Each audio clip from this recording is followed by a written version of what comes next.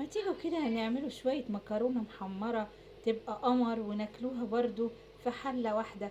احنا اليومين دول بنعمل حاجات الحلة الواحدة عشان الامتحانات، امبارح كبسة، النهاردة مكرونة، يوم فيه فراخ او لحمة، يوم من غير. يعني أنا النهاردة هعمل جنبها شوية بيض مسلوق علشان البروتين للولاد، والحمد لله.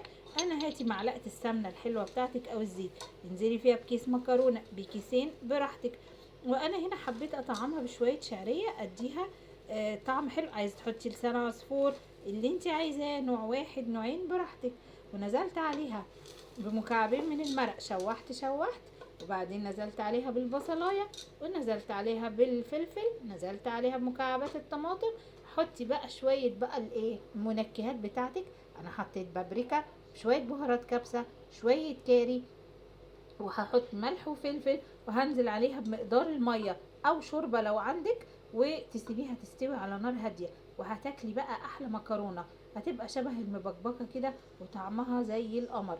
تخلص ونغرفها مع بعض. ده شكلها بعد ما خلصت، مش قادرة اقولك خطيرة ومفلفلة وجميلة.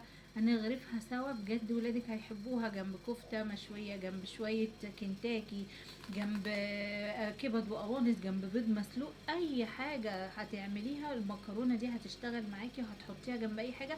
مكرونة الحلة الواحدة، وممكن تحطي فيها بروتين، ممكن تحطي فيها الصدق، بس بعد ما تشوحيه الاول وتنزلي بقى بكل المكونات بعد كده. ممكن تعمليها باللحمه المفرومه براحتك، العبي في اكلك زي ما انت عايزه. المهم بتطلعي لولادك وجبه كامله. انا زي ما قلت لك عملت جنبها بيض مسلوق، حمرت شويه بطاطس، وهتبقى احلى وجبه. وغرفنا اكلتنا الجميله. والله قمر، اكنك بتاكلي احلى مبكبكه في احلى مطعم، طعم روعه. انا زي ما قلت لك عملت جنبها بيض، وكان عندي من امبارح من الكبسه متبقي دبابيس، مفيش اي مشكله. اي حاجه هتمشي جنبها.